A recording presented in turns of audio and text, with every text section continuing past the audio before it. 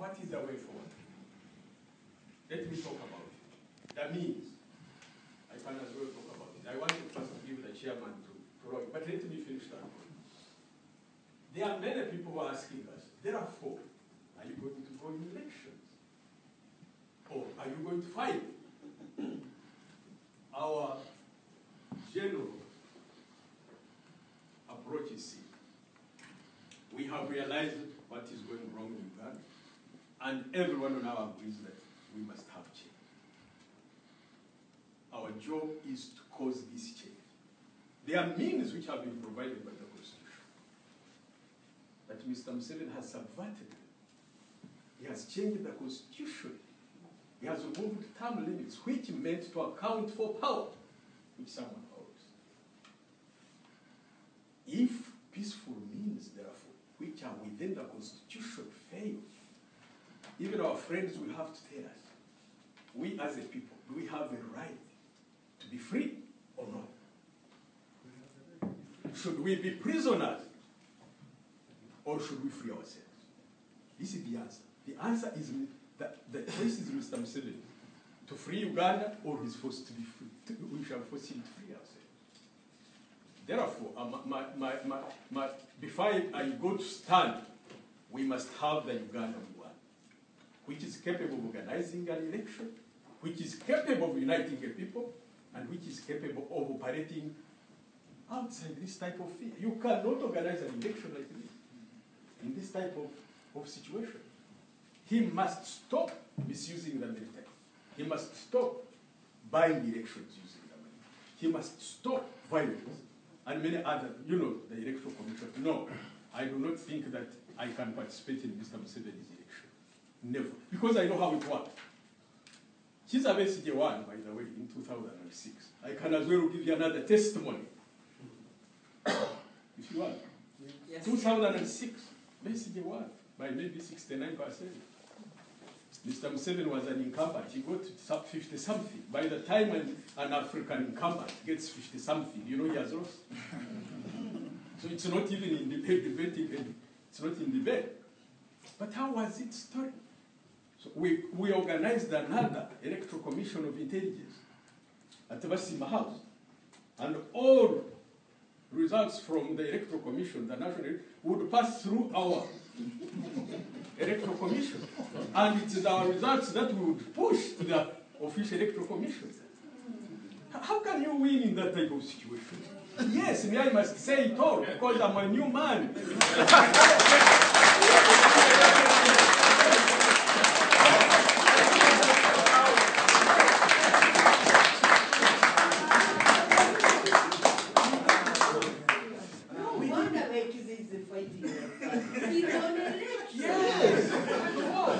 It's a waste of time. So, it's a waste of time.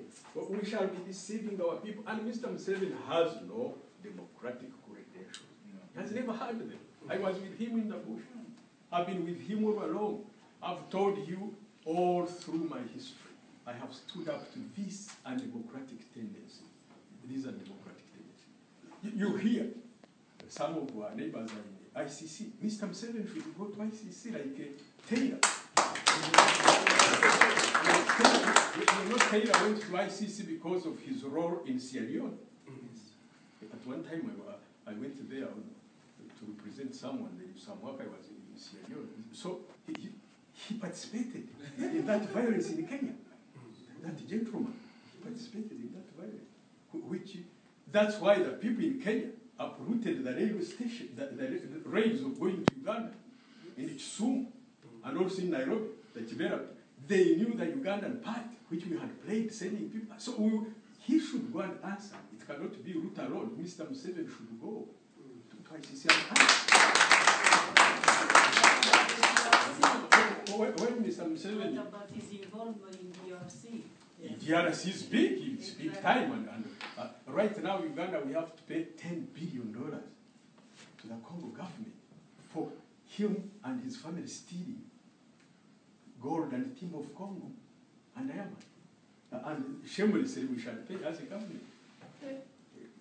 Yes, 10 billion. He has no democratic. When President Garang I can give you this story. They were going for a referendum. This is how he fell off with Mr. Museveni. And the leadership in Southern Sudan, no. So Mr. Museveni tells Mr. Garang, he says, we must win this referendum at any cost. So the latest team. And then he said, you know, I can give you 2 million of my bachiga. That's how he called it. I can give you 2 million of my bachiga. They go there and they will fix things for us. Fix things for you. But the idea was also to have a strong hold in Southern Sudan. But imagine that I give you my bachiga in Southern Sudan. Bachiga is a tribe. I'm one of them. In Uganda.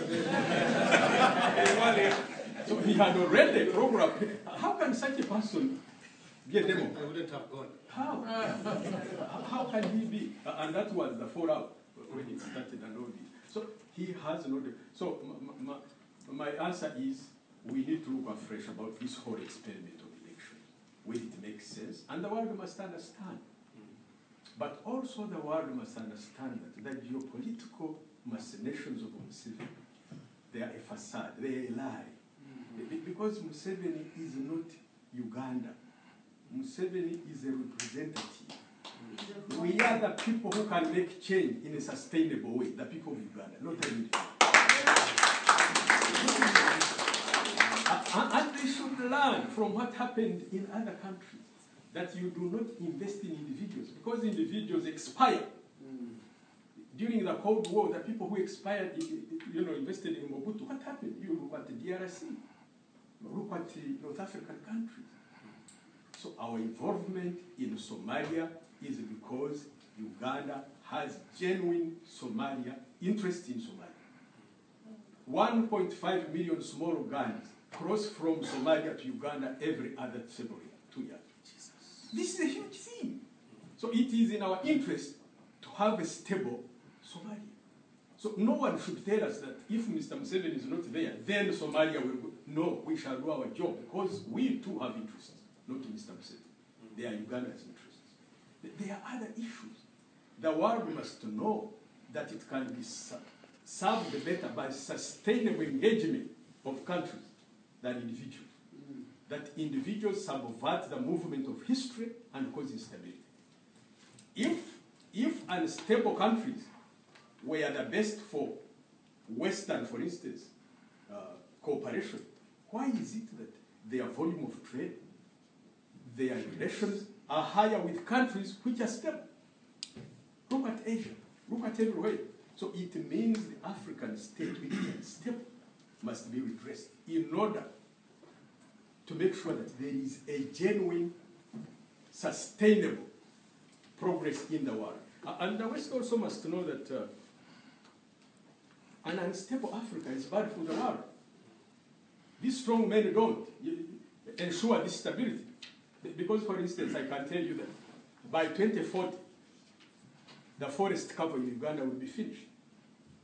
What does that mean? It means drought, undermining of food security. Some of the lakes in Africa have dried, like Lake Chad and others. Lake Victoria is shrinking. If the water sources are good, yet Mr. Museveni is building dams every day, hydroelectric dam, but he's cutting forests. So he does not understand the relationship between the environment and power generation. Absolutely, he doesn't understand. So West will have immigration, West will have wars, West will have unstable areas in which terrorism will be germinating every day. It is in the interest of the West to invest in sustainable peace and stability and security. They cannot demand for anything less, because then their interest will not be, because they also have national interest. And it's not lost on us. But they must know that those interests can be served with stable countries, well-governed, with institutions, because that's the only sustainable experiment. Therefore, that is another angle which I wanted to talk about. The rest are details. FUF, other than unity, it has brought in a new ideology of broad-basedness. Broad-based beyond groups. including even NRM, who are, you see, this is a new movement which recognizes the innocence of people. We begin with innocence before we project guilt. This is our approach. Therefore, even those people in NRM, they need to come and be safe against themselves. And we are going to work with them. And we are the opposition, you know, some of the people when we are making FUF, they were asking, saying, but how can you work with those people oppressing you? Yes, but we have all been oppressors at one time in history. So what do we do about it? We must have a starting point. This is my argument. But also we need those people. I was asking them about UPDF, my colleagues. They said UPDF. I said, but who is UPDF? These are people from the north. I said, but all your boys are in UPDF. You mean all of them now are bad? It's because the system is which is bad and it has imprisoned them. So we need to free them from that dangerous system. So that is my job and the job of FUF. Organize broadly with an encompassing, broad-based ideology, provide leadership to all groups in Uganda who want to acquire capacity to organize themselves so as to achieve change. As long as we have therefore our mode of organization is, I can call it decentralized actions, but unit of purpose. This is what FUF is. We shall allow everyone to contribute to the liberation of his country, but we shall have a single vision, a vision to free Uganda, to re-establish constitutionalism, and to make sure that our people will not be subjected to this. But we need to start with the national healing, individually, collectively, and nothing can stop us from achieving it. Thank you.